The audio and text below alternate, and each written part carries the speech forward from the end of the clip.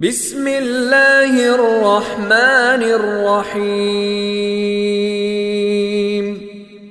ألهاكم التكاثر حتى زرتم المقابر كلا سوف تعلمون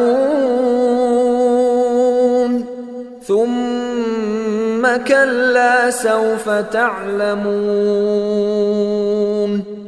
كلا لو تعلمون علم اليقين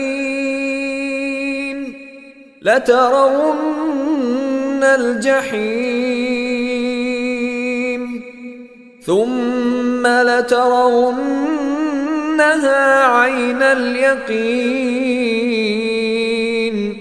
ثم لتسألن يومئذ عن النعيم.